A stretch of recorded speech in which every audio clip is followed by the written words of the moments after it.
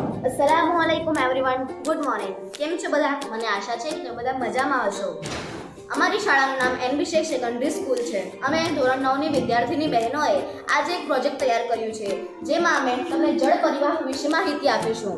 તો સૌપ્રથમ હું મારી બહેન સખી સફુરાને બોલાવું કે તે આવે અને તમને આની વિશે માહિતી આપશે।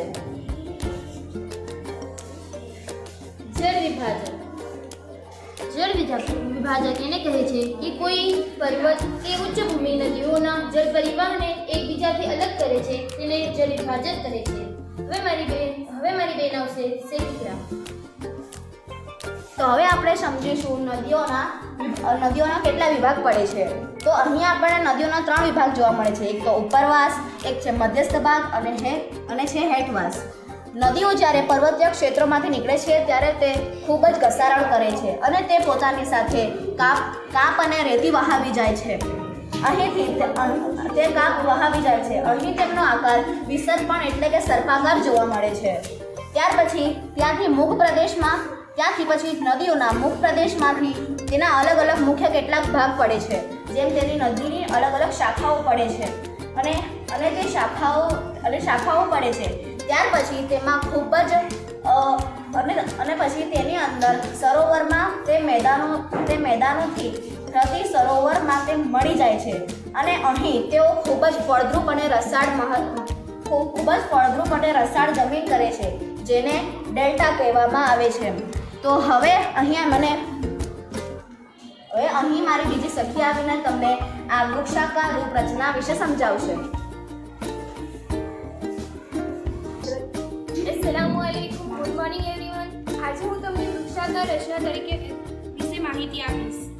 મુખ્ય નદી અને તેની શાખા નદીઓની ગોઠવણીની એક વૃક્ષની ડાળીઓ જેવી રચના થાય તેને વૃક્ષાકાર નદી રચના તરીકે ઓળખાય છે, જેમ કે ગંગા। ત્યારબાદ મારી સખી ઉસ્માબેન આવશે, તે બીજું સમજાવશે જાળી આકાર વિશે। अस्सलामुअलैकुમ, આજે હું તમને જાળી આકાર પ્રણાલી વિશે સમજાવીશ। પર્વતીય પ્રદેશમાંથી નીકળતી અનેક ઝરણા પહાડી ઢોળાવને કારણે એકબીજાને મળે છે ત્યારે તેની રૂપરચના જાળી આકારની બને છે, જેમ કે હિમાલયના ઢોળાવ પરથી નીકળતા અનેક ઝરણા। ત્યારબાદ મારી સખી યક્ષા આવીને તમને સમજાવશે। अस्सलामुअलैकुમ, ગુડ મોર્નિંગ। આજે હું તમને આયતાકાર પ્રણાલી વિશે સમજાવીશ।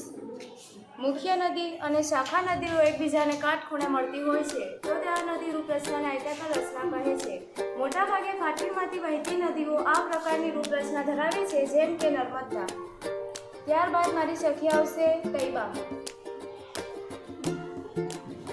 अस्सलामुअलैकुમ, ગુડ મોર્નિંગ એવરીવન।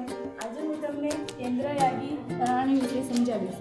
પર્વતીય વિસ્તારમાં એક પર્વતની ચારે બાજુથી ઝરણા નીકળી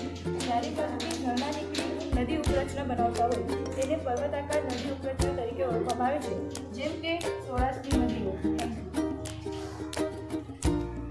તો મિત્રો, મારી બધી જ ફ્રેન્ડ્સે તમને ખૂબ જ સારી રીતે આ સમજાવ્યું કે જળ પરિવહનની અંદર અમે કેટલા બધી આ જે રૂપરચના કરી છે તે વિશે ખૂબ જ સરસ રીતે સમજાવ્યું। તો હવે મને આશા છે કે તમે આને સારી રીતે સમજ્યા હશો અને તમને અમારો આ વિડીયો ગમ્યો હશે। તે માટે તમારો ખૂબ ખૂબ આભાર। Thank you.